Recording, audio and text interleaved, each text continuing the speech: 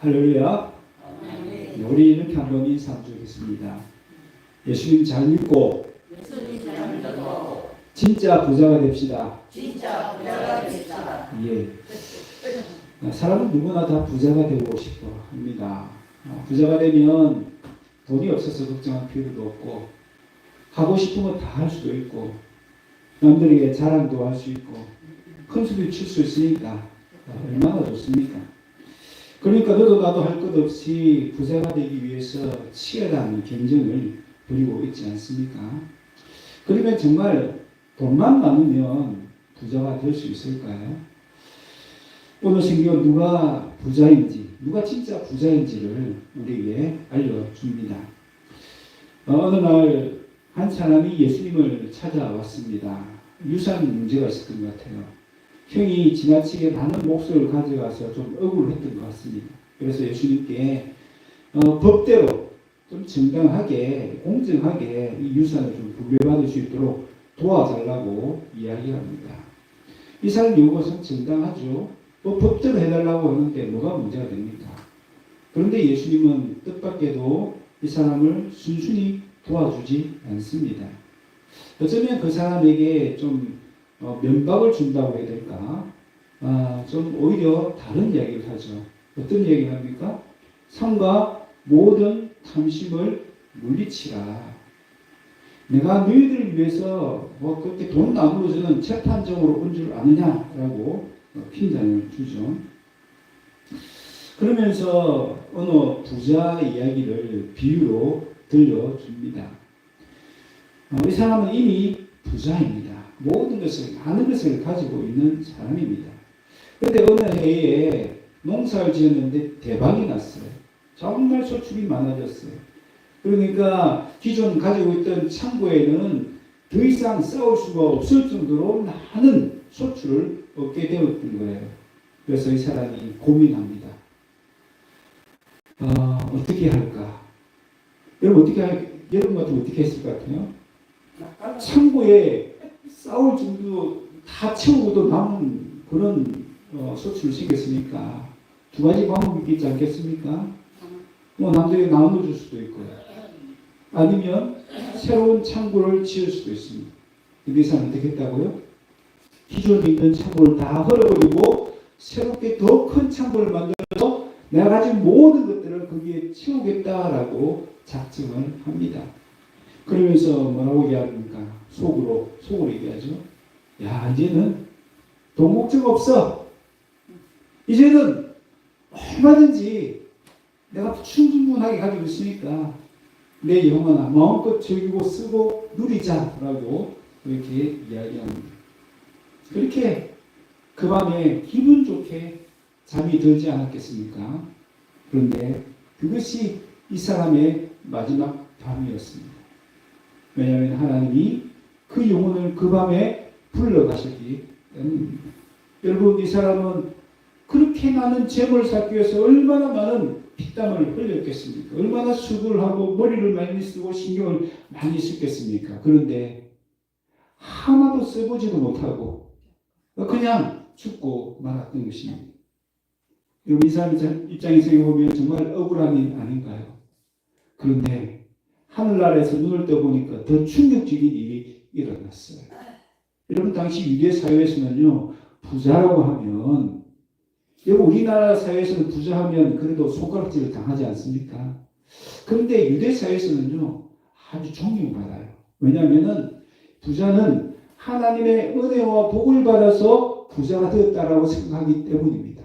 그래서 사람들은 저렇게 부자를 보면서, 야, 저 사람 신앙도 좋아. 그러니까 하나님의 저런 놀라운 축복을 받았지 하면서 존경도 하고 또 부러워도 했던 사람입니다. 이 사람은 나름대로 당당하게 하나님 앞에 서지 않았겠어요? 그런데 가보니까 어때요? 하늘나라에서는 하나님께 대하여 부유하지 못한 자라고 그렇게 판명이 났다는 거예요. 무슨 말입니까? 하늘나라에서는 빈털터리, 아무것도 없는, 하나님 내세울 것이라고는 아무것도 없는 그런 사람이 되었다는 겁니다. 그래서 14절에 우리 예수님 말씀하신 대로 소유에 능력한 것이 생명이 소유에 능력한 게 있지 않다라는 것을 증언하는 증인이 되고 말았습니다. 그렇게 소유는 많았지만 생명은 얻지 못했다는 것이죠. 그래서 예수님이 그를 가리켜서 어리석은 부자다라고 이야기를 합니다. 그렇다면 우리는 어떻게 어리석은 부자가 되지 않고 진짜 부자가 될 수 있을까요? 예수님은 왜 이 부자를 어리석다라고 하죠?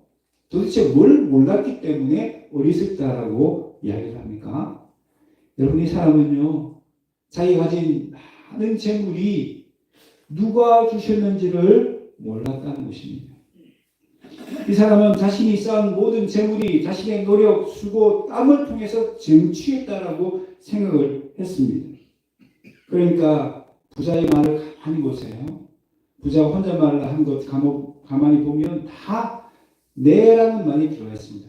내가, 내 곡간, 내 모든 곡식과 물건, 내가 애써서 수고해서 얻은 재물이니까 당연히 내 것이다라고 생각을 한 겁니다. 그러니까 내 것이니까 내가 원하는 대로 쓰고 있고 내가 나를 즐기는데 쓰겠다라고 작정을 한 것입니다. 그러나 실제로 이 사람의 농사가 잘 된 것은 누구 덕이죠? 다 하나님의 덕이죠. 하나님이 이 곡식이 잘 자랄 수 있도록 햇빛도 주시고 적당한 비도 주셨기 때문에 그렇게 풍작을 이룰 수 있었던 것입니다. 신명기 8장 18절에 보면 내 하나님 여호와를 기억하라. 그가 내게 재물 얻을 능력을 주셨습니다. 아멘. 내 능력으로, 내 경으로, 내 수고로 재물을 얻은 것이 아니라 그 능력도 누가 주셨다? 하나님이 주셨다라고 말씀합니다. 역대상 29장 14절에 보면 모든 것이 주께로 말미암았사오니 우리가 주의 손에서 받은 것으로 주께 드렸을 뿐이니이다. 여러분, 모든 것은 누가 주셨다고요? 하나님이 주셨다는 것입니다. 내 손에 내가 움켜쥐고 있으니까 내 것이 착각하지만 그것이 아니라는 거예요. 하나님이 우리에게 주셨기 때문에 내 손에 있다는 거예요. 여러분, 이것을 믿는다면 이 모든 걸 주신 하나님께 우리 뭘 할 수 있어요? 감사가 나오죠. 감사 절로 나오지 않습니까?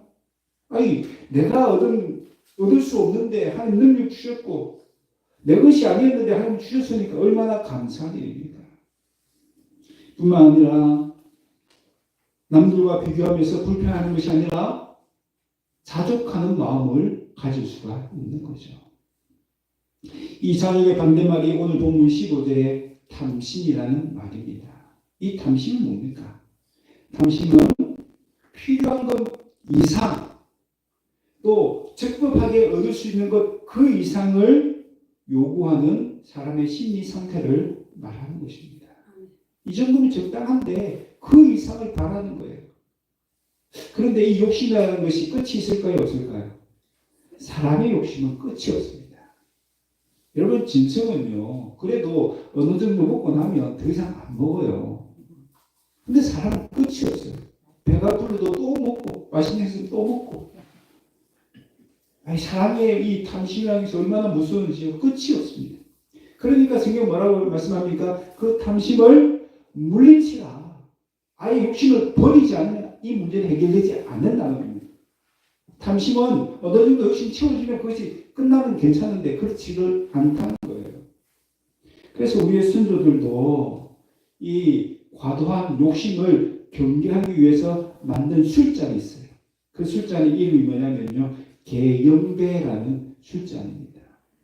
이 술잔 참 신기하게도요, 이 술잔에 술을 70% 이상 따르면 다 사라집니다.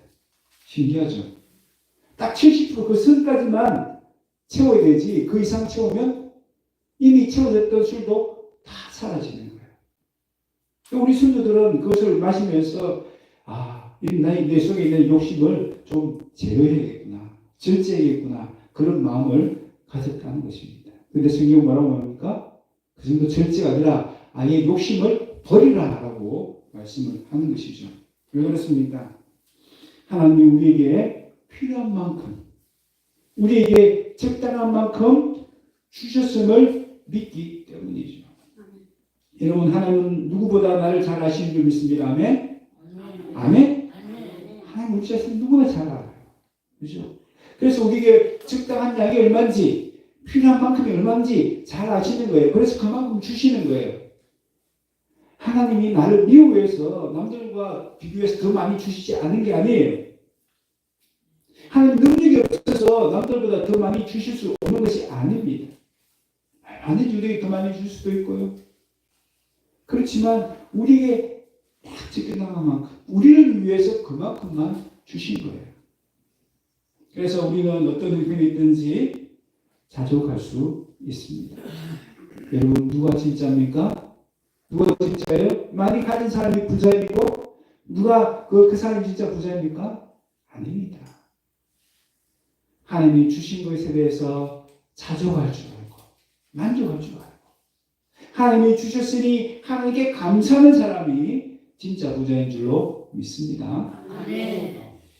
여러분, 두 번째로 이 사람이 부자가 될 수 있던 이유는 뭘까요? 이 사람이 잘 가고 이 사람이 노력해서 그런가요? 여러분, 지금 오늘 이 소출을 거둔 것만 해도 이 사람이 혼자 한 겁니까? 아니죠. 누가 있었어요? 그 사람을 도와주었던 종들이 있었죠. 종들이. 물론 이 종들은 뭐 돈을 받고 그 일을 했겠지만 이 사람들이 도와주지 않았다면 그 많은 소출을 어떻게 거둘 수가 있었겠어요? 이 농사만 그렇습니까? 사람의 원리가 다 그렇죠. 타고난 금수저들은 어떻습니까? 부모가 재산을 물려줬으니까 그렇게 타고난 금수저, 태어나자마자 그렇게 재벌이 될 수가 있는 거죠. 뿐만 아니라 자수성가한 사람은 어떻습니까? 그 사람이 열심히 노력해서, 열심히 공부해서, 수고해서 그렇게 부자가 되었지 라고 생각하시나요? 아닙니다. 그 사람 혼자 노력한다고 해서 부자가 될 수 있는 게 아니죠. 그 사람을 가르쳤던 선생님들도 계시고 그 사람을 도와줬던 선배, 후배 많은 사람들이 있습니다. 보이지 않는 손길들이 다 있었던 거예요. 혼자 한 것 같지만 혼자 한 게 아니에요. 여러분, 사람은 절대 혼자서는 잘 살 수 없습니다. 서로 도움을 주고 받을 때 잘 살 수 있습니다. 하나님이 그렇게 만드셨어요. 세 사람의 친구가 눈길을 걸어가게 되었습니다. 그런데 한 사람이 온몸이 얼어붙고 점점 죽어가는 거예요. 이 한 사람을 두고 두 친구가 논쟁을 벌입니다. 한 친구는 이 친구 데려가다가는 우리까지 죽는다. 그냥 버려두고 우리끼리 가자. 그렇게 이야기하는 한 사람이 있고요. 또 한 사람은 안 돼. 끝까지 우리 친구인데 데리고 가야지 하고 고집을 부린 사람이 있었습니다. 결국 두 사람이 헤어졌어요. 친구를 버리고 가자고 한 친구는 먼저 앞서 가버렸습니다. 그런데 친구를 끝까지 데려가야 된다고 이야기했던 이 친구는 죽어가는 그 친구를 덜치업고는 그 눈밭을 헤치면서 걸어갔습니다. 이러면 어떻게 됐을까요? 먼저 간 친구는 얼어 죽고 말았습니다. 그런데 뒤에 죽어가는 친구를 얻고 간 이 사람은 어떻게 됐을까요? 서로의 체온을 나누었기 때문에 둘 다 살 수가 있었던 거예요. 여러분, 나 혼자 잘 살려고 발버둥 치고 나 혼자만 잘 살면 된다라고 세상은 가르칩니다. 그런 이기적인 이 사회 구조가 되어버렸어요. 많은 사람들이 이렇게 생각합니다. 그러나 하나님이 만드신 원리는 그게 아니죠.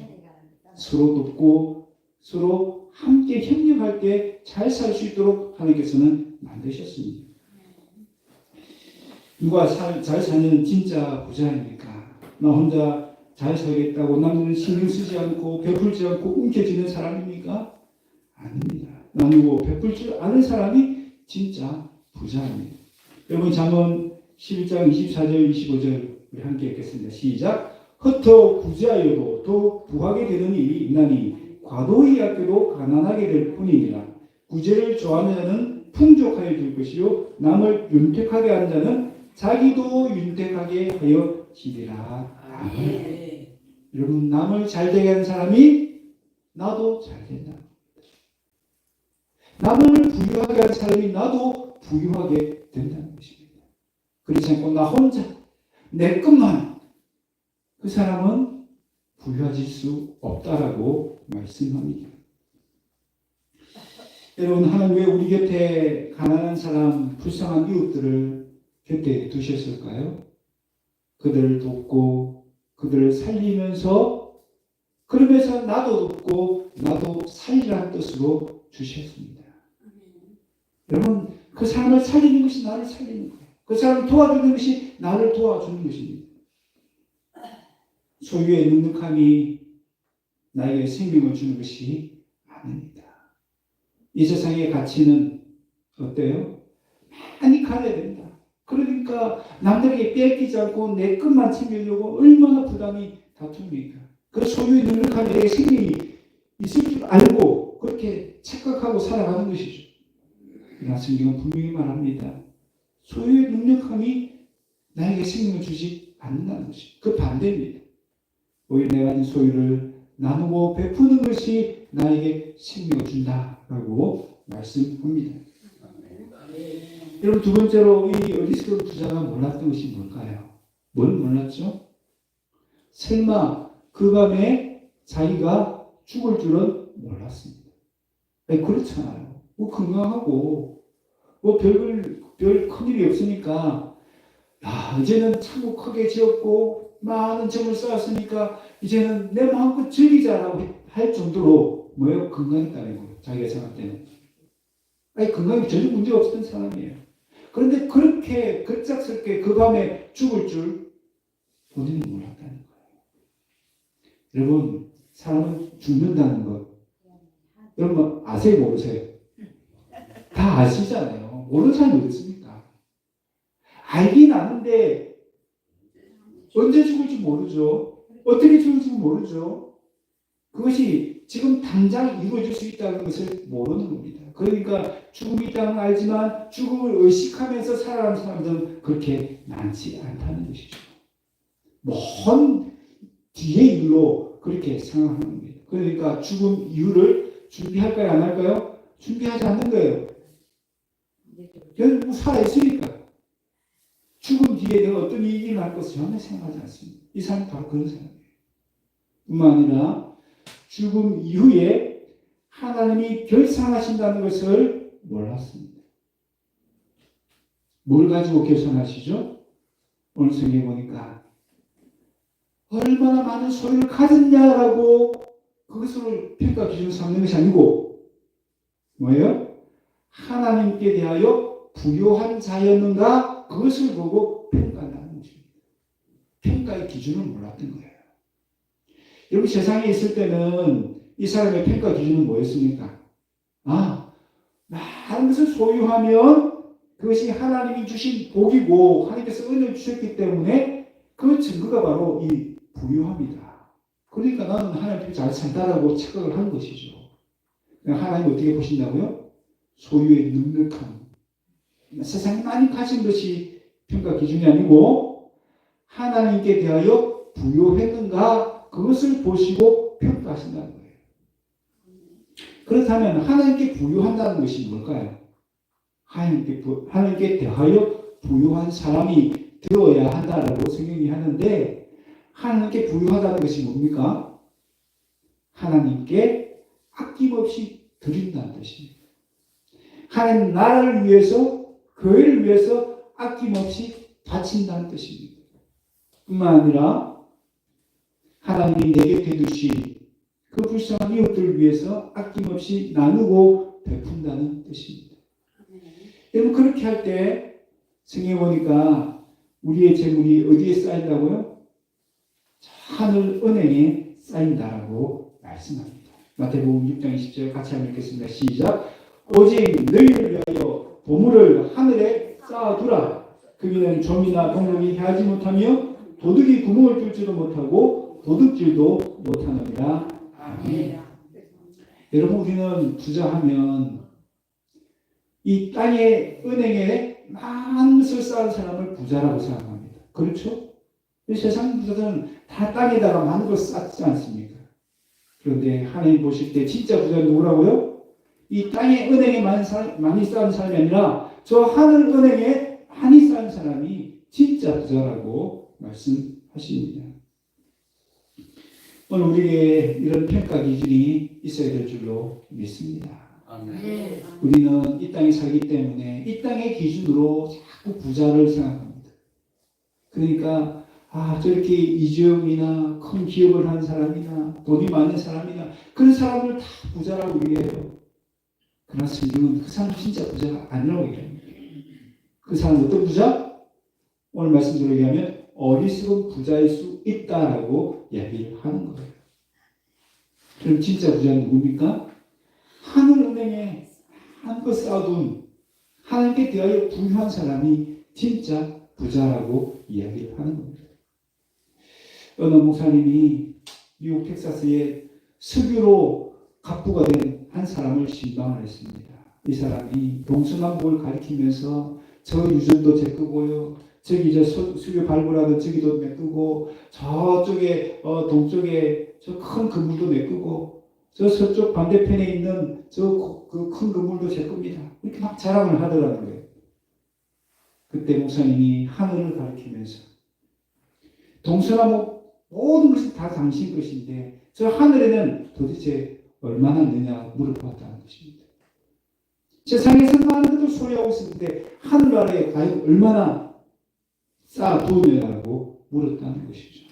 여러분, 우리는 이 땅에 얼마나 많이 소유하고 있는가, 얼마나 많이 쌓았는가에 관심을 가지는 삶이 아니라 어디에? 저 하늘은행에 얼마나 내가 쌓아두고 있는가, 얼마나 많은 적금을 하고 있는가, 거기에 관심을 가져야 될 줄로 믿습니다. 네. 왜냐하면 하나님이 그것을 평가 기준으로 우리를 보시기 때문입니다.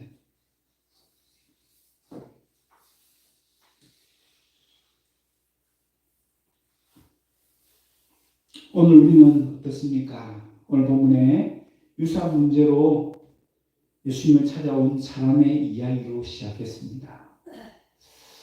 이 사람은 어쨌든 정당하게 자기가 받고 싶은 몫을 받고 싶은 마음으로 찾아온 것이죠. 그런데 예수님은 그를 향해서 또 그 주변에 있는 많은 사람을 향해서 탐심을 물리치라라고 말씀하셨습니다. 이유가 뭘까요? 예수님은 그들의 탐심을 채우시기 위해서 오신 것이 아니다라고 말씀을 하는 겁니다. 그렇죠? 예수님이 왜 이 땅에 오셨어요? 우리의 욕심을 채우시기 위해서 찾아오셨나요? 아닙니다. 그런데 우리가 새해를 맞이하면서 또 하나님께 기도하면서 어떤 기도를 많이 하세요? 그 기도의 내용을 가만히 보세요. 그 기도의 내용이 어쩌면 예수님 저의 탐심을 채워주세요라는 기도 제목은 아닌가요? 내 욕심을 채워주세요라는 기도 제목들이 꼭 들어있지는 않습니까? 그렇다면 예수님은 똑같이 우리에게 대답하실 거예요. 탐심을 물리치라. 소유에 능력한 것이 생명을 주지 못한다라고 말씀을 하실 것입니다. 예수님은 왜 이 땅에 오셨어요? 우리에게 탐심을 채우시기 위해서 오신 것이 아니라 그 반대입니다. 그 탐심의 문제를 해결해 주시기 위해서, 그 탐심의 죄에서 건져주시기 위해서 이 땅에 오신 줄로 믿습니다. 여러분, 탐심이 무슨 게 뭘까요? 탐심은요, 우리를 돈의 노예로 삼아버립니다.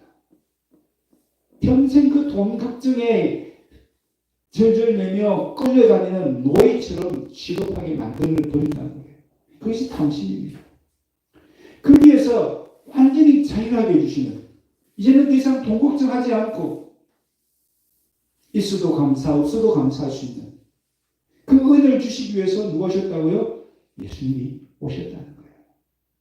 돈에 대한 염려, 근심, 걱정, 그 탐심 다 버리고 그 탐심의 죄에서 벗어나서 주신 것에 감사하고 주신 것에 자족할 수 있는 그 마음, 그 마음을 주시기 위해서 예수님이 오신 줄로 믿습니다. 아멘. 그러므로 우리는 예수님께 나와서 내 탐심을 채워주세요라고 기도할 것이 아니라 그 반대로 내 마음의 탐심을 물리쳐 주시고 내 마음에 어떤 마음? 자족하는 마음, 감사하는 마음 달라고 기도해야 될 줄로 믿습니다. 아멘. 여러분 성경을 가만히 보세요. 성경을 가만히 보면요. 예수님을 잘 믿는 사람은 이미 부자라고 말씀하세요. 고린도후서 6장 10절 말씀 같이 읽겠습니다. 시작. 근심하는 자 같으나 항상 기뻐하고 가난한 자 같으나 많은 사람을 부유하게 하고 아무것도 없는 자 같으나 모든 것을 가진 자로다. 아멘. 누가 그렇다고요? 예수님을 잘 믿는 사람. 성도는요, 가난한 것 같은데 많은 사람을 부유하게 한다는 거예요. 아무것도 없는데 모든 것을 가진 사람이라고 이야기를 해요. 이해가 되십니까? 아무것도 없는데 모든 것을 가지고 있다니요. 그 비밀이 어디 있습니까? 예수님을 내 마음에 모시는 데 있습니다. 예수님을 믿는 사람, 예수님을 내 마음에 모신 사람은 이미 뭐라고요? 겉으로 보면 아무것도 없는 것 같은데 이미 모든 것을 가지고 있다는 거예요. 그 모든 것이 뭡니까? 바로 예수님이라는 거예요. 예수님. 예수님이 모든 것이라는 거예요. 자, 골로새서 2장 3절 보면요. 그 예수님 안에 뭐가 있기 때문에 지혜와 지식의 모든 보화가 감춰져 있기 때문이다라고 이야기합니다. 예수님 모시고 있다는 게 뭐예요? 예수님 안에 있는 보화가 이미 우리 안에 들어와 있다. 그러니까 우리가 부자라는 거예요. 예수님을 소유하고 있으니까. 돈은 없지만 예수님 내 마음에 계시니까 우리 이미 부자라는 거예요.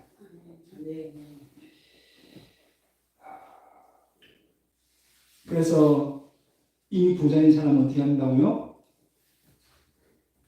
많은 사람을 부유하게 할 수 있다는 거예요. 어떻게 부유하게 할 수 있어요? 내가 믿는 예수님을 전해서 그 사람도 예수님을 마음에 모시면 그 사람을 어떻게 하는 거예요? 그 사람을 부유하게 만들어주는 거죠. 대단한 사람들 아닙니까? 예수님 믿는 사람은 대단한 사람들이에요. 이 땅에서 이미 부자로 살 수 있고요. 또 다른 사람을 부유하게 할 수 있는 그런 축복을 가진 사람들인 줄 믿습니다. 여러분 찬송가 436장 3절 가서 보면 주님을 모신 마음 새 하늘이로다 라고 고백을 합니다. 여러분 주님을 내 마음에 모시고 사는 사람은요, 그 마음에 뭐가 있다고요? 새 하늘이 임했다는 거예요. 새 하늘. 새 하늘이 뭡니까? 천국이에요. 천국. 예수님을 마음에 모시고 사는 사람은 그 마음에 뭐가 임했다? 천국이 임했다. 천국을 소유하고 있다. 여러분 천국을 가지고 있는 사람이 부자 아닙니까? 부자죠. 부자죠. 그러니까 예수님을 잘 믿으면 이미 부자인 거예요. 여러분 그것을 믿을 수 있기를 바랍니다.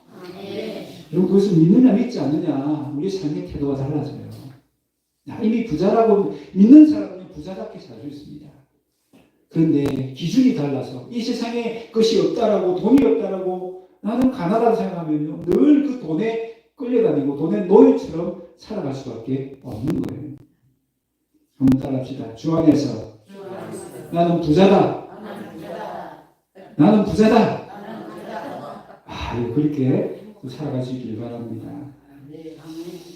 여러분 칼은요 요리사 손에 들려있으면 훌륭한 요리 도구가 되고요. 강도 손에 들려있으면 무술 흉기가 됩니다. 돈도 마찬가지예요. 돈을 이기적인 내가 들고 있으면 이 돈은 나를 파멸시키는 무슨 흉기가 될 수 있습니다. 그러나 이 돈을 하나님의 손에 맡겨드리고 하나님의 손에 들려져 있으면 이 돈은요 영혼을 살리고 하나님 나를 세우는 데 귀하게 쓰이는 훌륭한 도구가 될 수 있습니다. 여러분 진짜 부자는 누구입니까? 내 돈을 내 것이라 주장하지 아니하고 내 돈의 주인이 하나님이심을 믿고 하나님께 맡겨드리는 사람입니다. 그래서 하나님께서 기뻐하시는 그 일에 하나님 뜻대로 쓰는 사람이 진짜 부자인 줄 믿습니다. 하나님 우리가 돈의 노예가 되어서 스스로 파멸에 이르기를 원하시지 않습니다. 그래서 탐심을 물리치라라고 말씀하셨습니다. 여러분 이 명령에는요 그 이면에는 약속이 있습니다. 하나님 내 마음에 자동적으로 생기는 것이 탐심인데 어떻게 탐심이 물리쳐요? 라고 물어볼 때에 뭐라고 대답하실까요? 빌립보 4장 19절로 대답하실 겁니다. 같이 한번 읽겠습니다. 시작. 나의 하나님이 그리스도 예수 안에서 영광 가운데 그 풍성한 대로 너희 모든 쓸 것을 채우시리라. 아멘. 아멘. 하나님이 내 모든 쓸 것을 채우신다는 그 믿음, 그 믿음이 있으면요 탐심을 물리칠 수 있는 것이죠.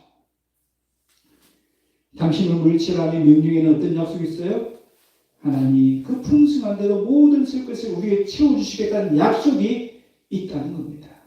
여러분 그 약속을 붙드시길 바랍니다. 그 약속을 믿으시길 바랍니다. 여러분 그럴 때에 우리는 진짜 부자로 이 땅에 살아갈 수 있습니다. 네. 주님이 우리 마음에 계세요. 그분 한 분이면 충분합니다.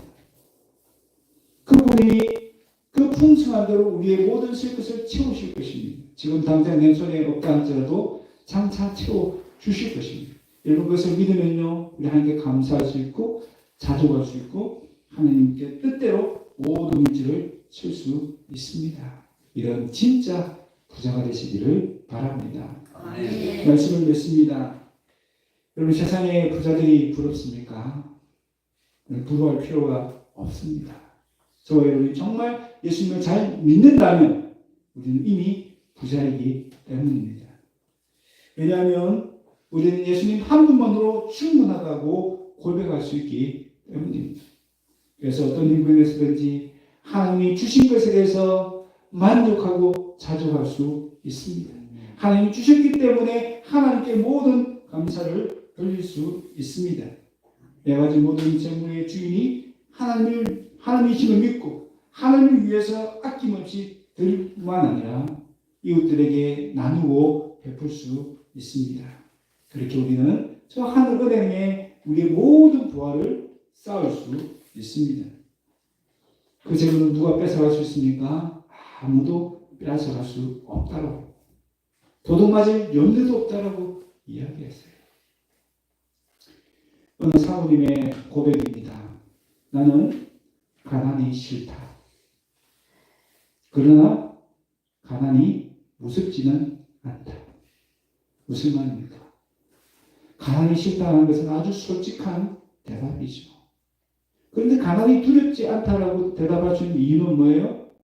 이미 내 마음에 예수님 계시고 예수님의 모신 그 마음으로 살아가기 때문에 이미 부유한 삶을 살기 때문에 가난이 두렵지 않다라고 말씀하는 겁니다. 여러분 우리 모두가 예수님을 잘 믿고 진짜 부자가 되시기를 바랍니다. 아멘. 내가 진짜 부자라는 그 믿음으로 더 이상 돈에 노예가 되지 않고 예수님의 제자로서 그 돈을 주님을 위해, 주님 나라를 위해 또 어려운 이웃들을 사용하시는 걸 말미암아 저 하늘나라의 그 은행에 많은 재물을 쌓으시고 그래서 하나님께서 잘했다 칭찬받을 수 있는 저 여러분 다 되시기를 주의 이름으로 축원합니다. 아멘.